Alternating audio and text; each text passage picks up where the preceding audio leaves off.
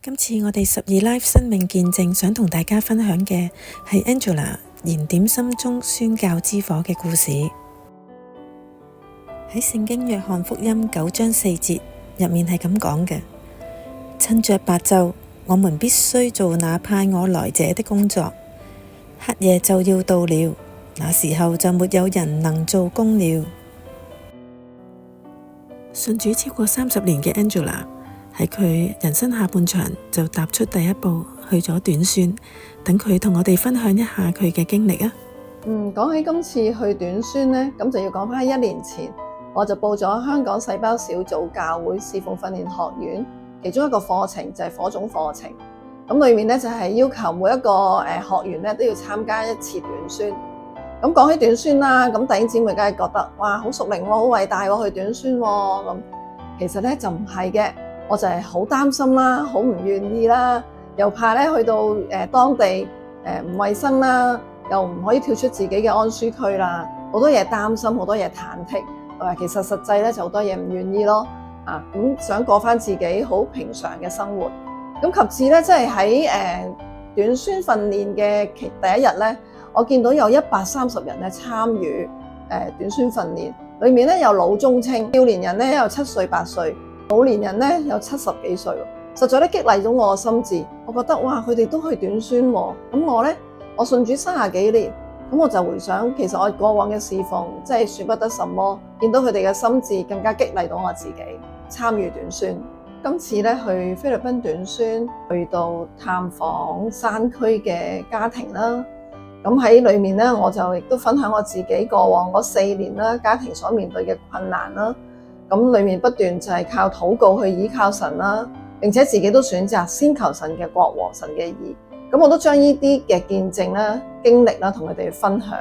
另一個經歷咧，都令我好深刻嘅。咁就係喺我哋短宣隊7月28日最後尾一個主日裏面啦。咁當地嘅牧師咧就邀請我哋短宣隊為佢哋祈禱服侍。咁當下咧，我哋就去到人群當中啦，咁就去為佢哋去祈禱啦。咁喺其中有一個景象啦，有一幕咧令我好深刻。咁我見到一個女仔，佢大概6歲到啦，眼神佢好迷茫，好空洞嘅。咁我就俾佢啲眼神去吸引住。咁我當下咧就好自然咧就伸手去摸一摸佢個面仔啦，咁樣。咁嗰刻咧，神就即刻提我，你為佢有喜樂嘅心去禱告。咁我就後尾就用咗廣東話啦，為佢祈禱啦，求神咧嘅喜樂，求神嘅愛都充滿佢。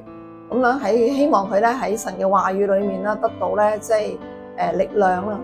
咁喺裏面咧之後，經過翻譯啦，咁跟住亦都有個姊妹分享俾我聽，原來咧佢屋企咧佢媽媽已經離世，只係得佢爸爸同佢哥哥，大概係8歲到嘅哥哥同佢一齊。咁所以我感受到咧，神係好愛呢個小朋友啦，佢咧希望佢得到愛啦，亦都得到祝福啦。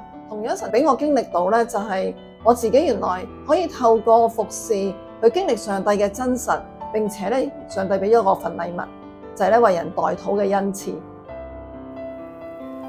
Angela 喺佢短宣嘅旅程入面，除咗大大咁被聖靈充滿之外，更加係發現到佢有代禱嘅恩賜。就連心思意念都得到轉化。回想返我當初咧，好怕去短宣，好抗拒去短宣。但係今日咧，神好奇妙啊！佢讓我心思意念咧不停去諗，明年我應該去邊度短宣咧？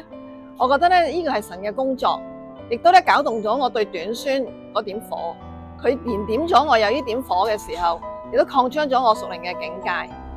另外咧，當我去到當地短宣嘅時候，尤其是菲律賓短宣去服侍婦女，神提升咗我喺祈禱上面嘅信心同能力，成為我咧個人生命成長嘅突破。我將榮耀頌讚去歸俾神。喺聖經以賽亞書6章8節入面咁講：我聽見主的聲音說，我可以差遣誰呢？誰肯為我們去呢？我說，我在這裏，請差遣我。憑住 Angela 嘅真誠投入同埋勇於突破嘅侍奉，佢喺課程入面仲得到一個生命成長嘅大獎。我想翻起我嘅人生使命宣言，就係啟導燃亮門徒生命，關懷基層，實踐大使命。